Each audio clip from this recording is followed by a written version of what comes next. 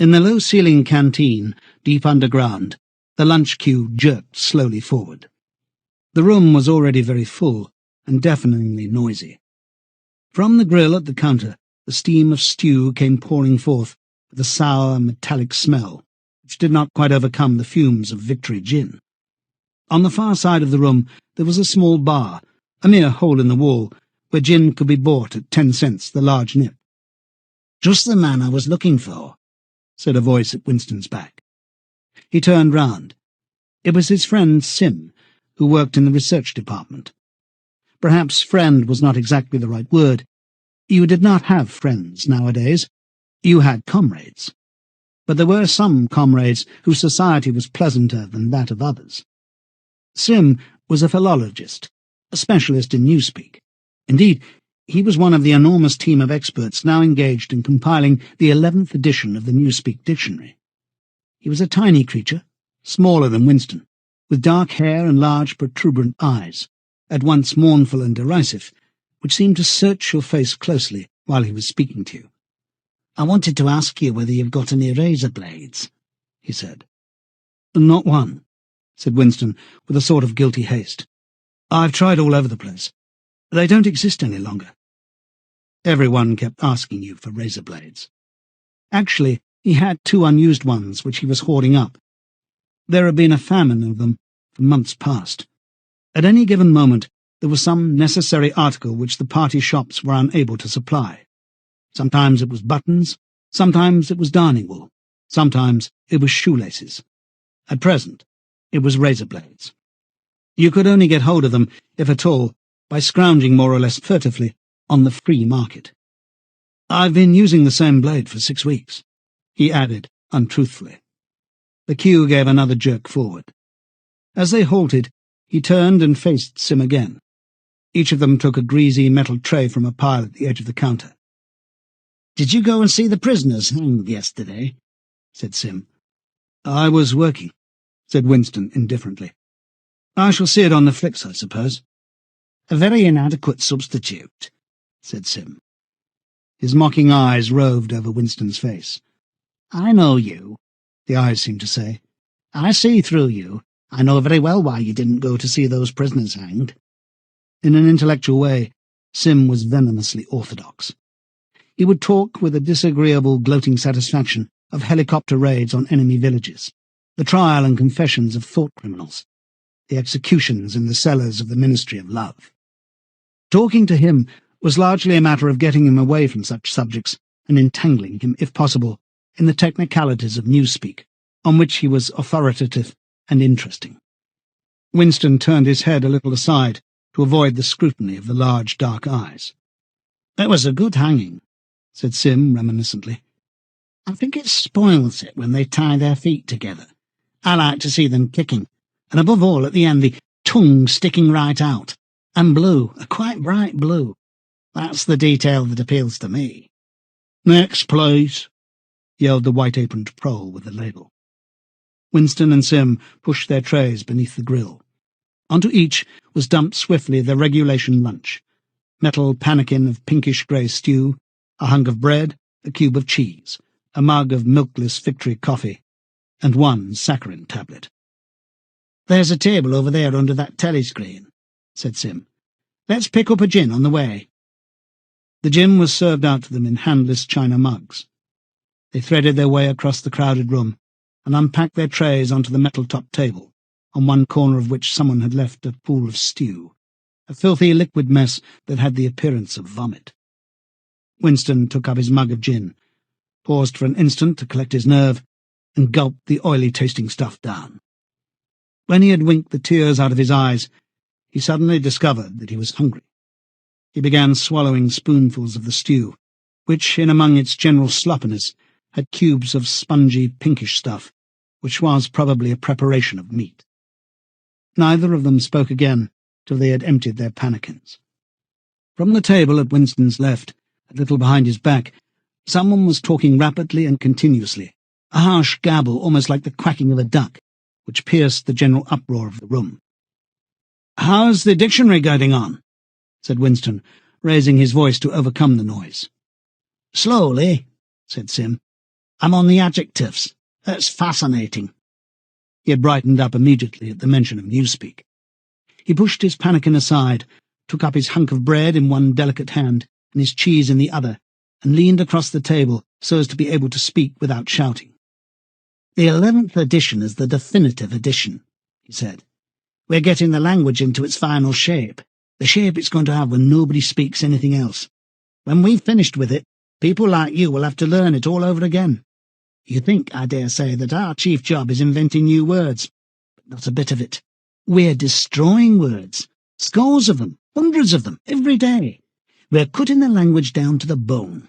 The 11th edition won't contain a single word that will become obsolete before the year 2050. He bit hungrily into his bread and swallowed a couple of mouthfuls, then continued speaking with a sort of pedant's passion. His thin, dark face had become animated. His eyes had lost their mocking expression and grown almost dreamy. "It's a beautiful thing, the destruction of words. Of course, the great wastage is in the verbs and adjectives, but there are hundreds of nouns that can be got rid of as well. It isn't only the synonyms, there are also the antonyms. After all, what justification is there for a word which is simply the opposite of some other words? A word contains its opposite in itself. Take good, for instance. If you have a word like good, what need is there for a word like bad? Ungood will do just as well. Better because it's an exact opposite, which the other is not. Or again, if you want a stronger version of good, what sense is there in having a whole string of vague, useless words like excellent and splendid and all the rest of them? Plus good covers the meaning, or double plus good if you want something stronger still. Of course, we use those forms already, but in the final version of Newspeak, there'll be nothing else. In the end, the whole notion of goodness and badness will be covered by only 6 words. In reality, only 1 word. Don't you see the beauty of that, Winston? It was BB's idea originally, of course," he added as an afterthought. A sort of vapid eagerness flitted across Winston's face at the mention of Big Brother. Nevertheless, Sim immediately detected a certain lack of enthusiasm. "You haven't a real appreciation of Newspeak, Winston," he said almost sadly. "Even when you write it, you're still thinking in old speak. I've read some of those pieces that you write in the Times occasionally. Well, they're good enough, but they're translations. In your heart, you'd prefer to stick to old speak, with all its vagueness and its useless shades of meaning. You don't grasp the beauty of the destruction of words. Do you know that Newspeak is the only language in the world whose vocabulary gets smaller every year?" Winston did know that, of course. He smiled sympathetically, he hoped, not trusting himself to speak. Sim bit off another fragment of the dark-coloured bread, chewed it briefly, and went on. "Don't you see that the whole aim of Newspeak is to narrow the range of thought? In the end, we shall make thought crime literally impossible, because there'll be no words in which to express it. Every concept that can ever be needed will be expressed by exactly 1 word, with its meaning rigidly defined and all its subsidiary meanings rubbed out and forgotten. Already in the 11th edition, we're not far from that point. But the process will still be continuing long after you and I are dead. Every year, fewer and fewer words, and the range of consciousness always a little smaller. Even now, of course, there's no reason or excuse for committing thought crime. It's merely a question of self-discipline, reality control. But in the end, there won't be any need even for that. The revolution will be complete when the language is perfect. Newspeak is Ingsoc, and Ingsoc is Newspeak," he added with a sort of mystical satisfaction.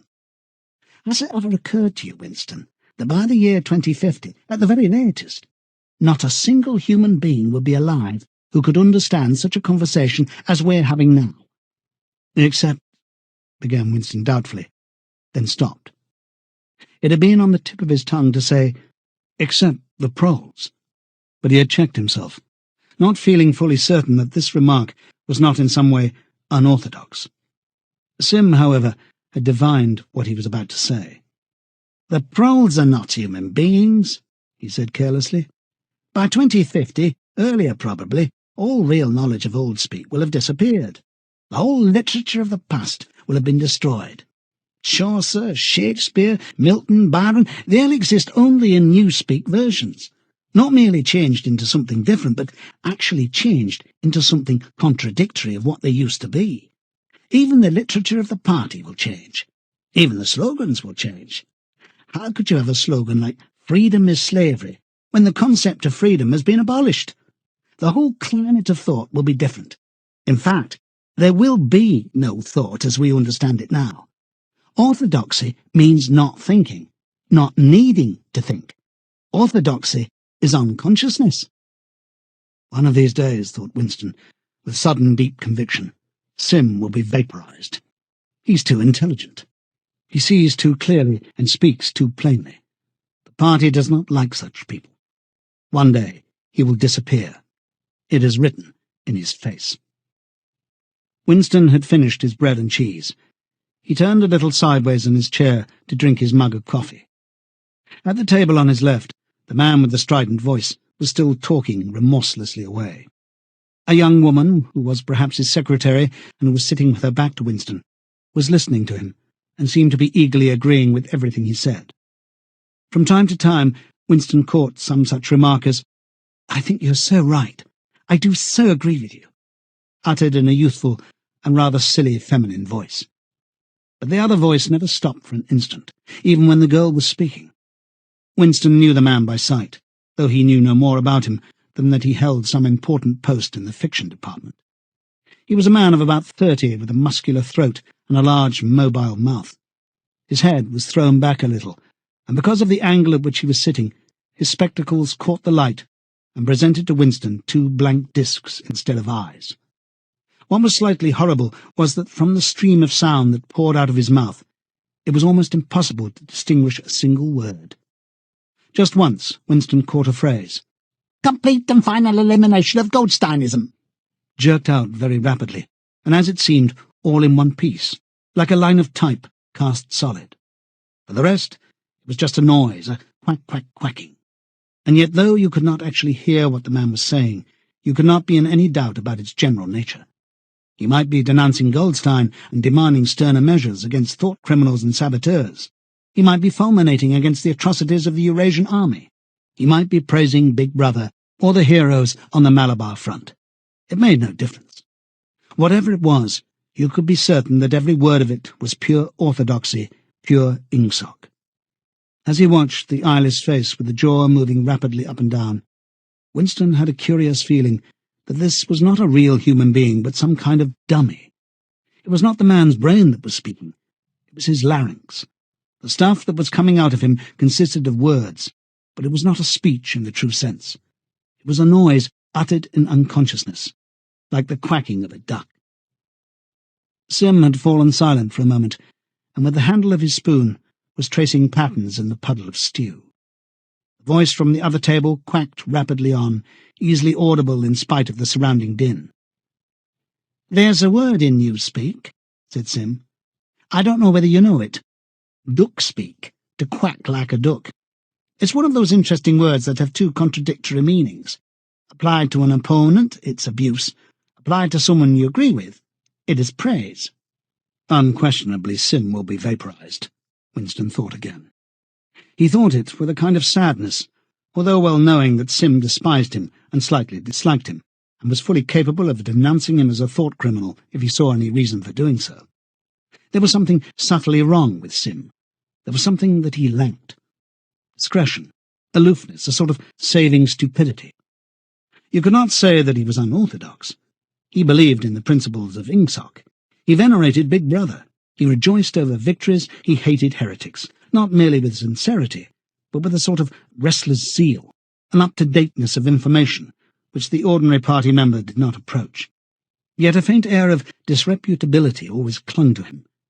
He said things that would have been better unsaid. He had read too many books. He frequented the Chestnut Tree Cafe, haunt of painters and musicians. There was no law, not even an unwritten law, against frequenting the Chestnut Tree Cafe, yet the place was somehow ill-omened. The old discredited leaders of the party had been used to gather there before they were finally purged.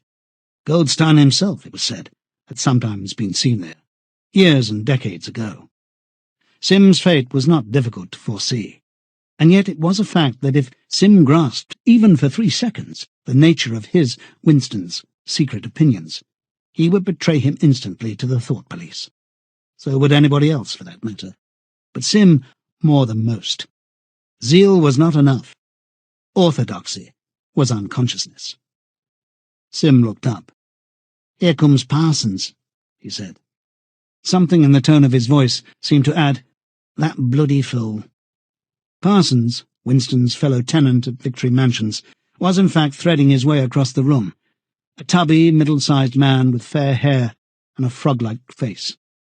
At 35, he was already putting on rolls of fat at neck and waistline, but his movements were brisk and boyish. His whole appearance was that of a little boy grown large, so much so that although he was wearing the regulation overalls, it was almost impossible not to think of him as being dressed in the blue shorts, grey shirt and red neckerchief of the spies. In visualizing him, one saw always a picture of dimpled knees and sleeves rolled back from pudgy forearms. Parsons did, indeed, invariably revert to shorts when a community hike or any other physical activity gave him an excuse for doing so. He greeted them both with a cheery, "Hello, hello," and sat down at the table, giving off an intense smell of sweat. Beads of moisture stood out all over his pink face. His powers of sweating were extraordinary. At the community centre, you could always tell when he had been playing table tennis by the dampness of the bat handle. Sim had produced a strip of paper on which there was a long column of words, and was studying it with an ink pencil between his fingers. "Look at him, working away in the lunch hour," said Parsons, nudging Winston. "Keenness, eh? What's that you've got there, old boy? Something a bit too brainy for me, I expect.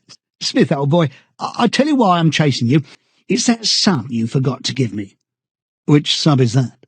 said Winston, automatically feeling for money. About a quarter of one's salary had to be earmarked for voluntary subscriptions, which were so numerous that it was difficult to keep track of them.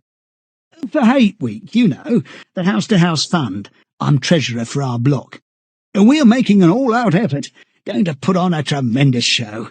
I tell you, it won't be my fault if old Victory Mansions doesn't have the biggest outfit of flags in the whole street. $2, you promise me?"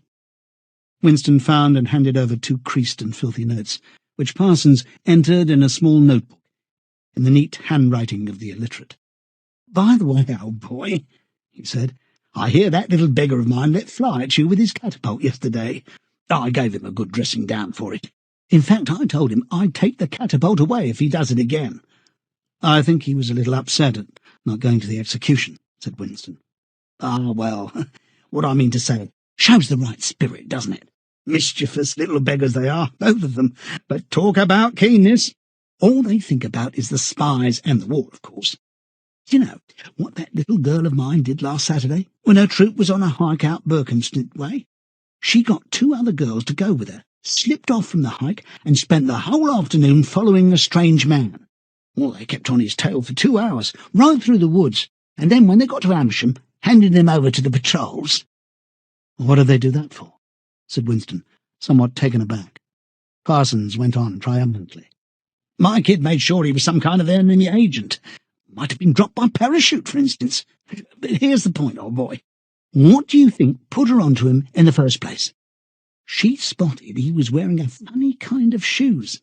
Said she'd never seen anyone wearing shoes like that before, so the chances were he was a foreigner. Pretty smart for a nipper of 7, eh?" "What happened to the man?" said Winston. "Oh, that I couldn't say, of course. But I wouldn't be altogether surprised if—" Parsons made the motion of aiming a rifle and clicked his tongue for the explosion. "Good," said Sim abstractly, without looking up from his strip of paper. "Of course, we can't afford to take chances," agreed Winston dutifully. "What I mean to say, there is a war on," said Parsons. As though in confirmation of this, a trumpet call floated from the telescreen just above their heads. However, it was not the proclamation of a military victory this time, but merely an announcement from the Ministry of Plenty. "Comrades!" cried an eager, youthful voice. "Attention, comrades! We have glorious news for you. We have won the battle for production. Returns now completed of the output of all classes of consumption goods show that the standard of living has risen by no less than 20% over the past year. all over Oceania this morning there were irrepressible, spontaneous demonstrations when workers marched out of factories and offices and paraded through the streets with banners voicing their gratitude to Big Brother for the new, happy life which his wise leadership has bestowed upon us. Here are some of the completed figures. Foodstuffs. The phrase, our new, happy life, recurred several times. It had been a favourite of late with the Ministry of Plenty. Parsons, his attention caught by the trumpet call, sat listening with a sort of gaping solemnity, a sort of edified boredom. He could not follow the figures, but he was aware that they were in some way a cause for satisfaction. He had lugged out a huge and filthy pipe, which was already half full of charred tobacco. With the tobacco ration at 100 grams a week, it was seldom possible to fill a pipe up to the top. Winston was smoking a Victory cigarette, which he held carefully horizontal. The new ration did not start till tomorrow, and he had only 4 cigarettes left. For the moment he had shut his ears to the remoter noises, and was listening to the stuff that streamed out of the telescreen. It appeared that there had even been a demonstration to thank Big Brother for raising the chocolate ration to 20 grams a week, and only yesterday, he reflected, it had been announced that the ration was to be reduced to 20 grams a week. Was it possible that they could swallow that after only 24 hours? Yes, they swallowed it. Parsons swallowed it easily, with the stupidity of an animal. The eyeless creature at the other table swallowed it fanatically, passionately, with a furious desire to track down, denounce and vaporize anyone who should suggest that last week the ration had been 30 grams. Sim, too, in some more complex way, involving doublethink. Sim swallowed it. Was he, then, alone in the possession of a memory? The fabulous statistics continued to pour out of the telescreen. As compared with last year, there was more food, more clothes, more houses, more furniture, more cooking pots, more fuel, more ships, more helicopters, more books, more babies. More of everything except disease, crime, and insanity. Year by year and minute by minute, everybody and everything was whizzing rapidly upwards. As Sim had done earlier, Winston had taken up his spoon and was dabbling in the pale-coloured gravy that dribbled across the table, drawing a long streak of it out into a pattern. He meditated resentfully on the physical texture of life. Had it always been like this? Had food always tasted like this? He looked around the canteen.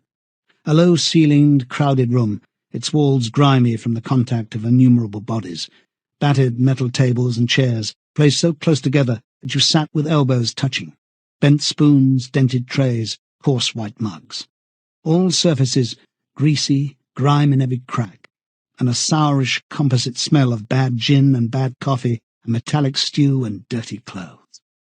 Always in your stomach and in your skin there was a sort of protest, a feeling that you had been cheated of something that you had a right to. It was true that he had no memories of anything greatly different. In any time that he could accurately remember, there had never been quite enough to eat. One had never had socks or underclothes that were not full of holes. Furniture had always been battered and rickety, rooms underheated, tube trains crowded, houses falling to pieces. Bread, dark-coloured, tea a rarity, coffee filthy tasting, cigarettes insufficient. Nothing cheap and plentiful, except synthetic gin. And though, of course, it grew worse as one's body aged, was it not a sign that this was not the natural order of things, if one's heart sickened at the discomfort and dirt and scarcity, the interminable winters, the stickiness of one's socks, the lifts that never worked, the cold water, the gritty soap, the cigarettes that came to pieces, the food with its strange evil tastes? Why should one feel it to be intolerable unless one had some kind of ancestral memory that things had once been different? He looked around the canteen again. Nearly everyone was ugly, and would still have been ugly, even if dressed otherwise than in the uniform blue overalls. On the far side of the room, sitting at a table alone, a small, curiously beetle-like man was drinking a cup of coffee, his little eyes darting suspicious glances from side to side. How easy it was, thought Winston, if you did not look about you, to believe that the physical type set up by the party as an ideal, tall, muscular youths and deep-bosomed maidens, blonde-haired, vital, sunburnt, carefree, existed and even predominated. Actually, so far as he could judge, the majority of people in Airstrip 1 were small, dark, and ill-favoured. It was curious how that beetle-like type proliferated in the ministries. Little dumpy men growing stout very early in life, with short legs, swift, scuttling movements, and fat, inscrutable faces with very small eyes. It was the type that seemed to flourish best under the dominion of the party. The announcement from the Ministry of Plenty ended on another trumpet call and gave way to tinny music. Parsons, stirred to vague enthusiasm by the bombardment of figures, took his pipe out of his mouth. "The Ministry of Plenty's certainly done a good job this year," he said, with a knowing shake of his head. "By the way, Smith, old boy, I suppose you haven't got any razor blades you can let me have?" "Not one," said Winston. "I've been using the same blade for 6 weeks myself." "Oh, well, just thought I'd ask, old boy." "Sorry," said Winston. The quacking voice from the next table, temporarily silenced during the ministry's announcement, had started up again, as loud as ever. For some reason, Winston suddenly found himself thinking of Mrs. Parsons, with her wispy hair and the dust in the creases of her face. Within 2 years, those children would be denouncing her to the thought police. Mrs. Parsons would be vaporized. Sim would be vaporized. Winston would be vaporized. O'Brien would be vaporized. Parsons, on the other hand, would never be vaporized. The eyeless creature with the quacking voice would never be vaporized. The little beetle-like men who scuttled so nimbly through the labyrinthine corridors of the ministries, they, too, would never be vaporized. And the girl with dark hair, the girl from the fiction department, she would never be vaporized either.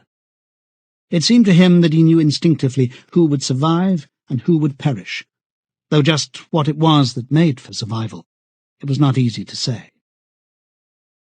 At this moment, he was dragged out of his reverie with a violent jerk. The girl at the next table had turned partly round and was looking at him. It was the girl with dark hair. She was looking at him in a sidelong way, but with curious intensity. The instant that she caught his eye, she looked away again. The sweat started out on Winston's backbone. A horrible pang of terror went through him. It was gone almost at once, but it left a sort of nagging uneasiness behind. Why was she watching him? Why did she keep following him about? Unfortunately, he could not remember whether she had already been at that table when he arrived or had come there afterwards. But yesterday, at any rate, during the 2 minutes' hate, she had sat immediately behind him, when there was no apparent need to do so. Quite likely her real object had been to listen to him and make sure whether he was shouting loudly enough. His earlier thought returned to him. Probably she was not actually a member of the thought police, but then it was precisely the amateur spy who was the greatest danger of all. He did not know how long she had been looking at him, but perhaps for as much as 5 minutes, and it was possible that his features had not been perfectly under control. It was terribly dangerous to let your thoughts wander when you were in any public place or within range of a telescreen. The smallest thing could give you away. A nervous tic, an unconscious look of anxiety, a habit of muttering to yourself. Anything that carried with it the suggestion of abnormality, of having something to hide. In any case, to wear an improper expression on your face, to look incredulous when a victory was announced, for example, was itself a punishable offence. There was even a word for it in newspeak. Face crime, it was called.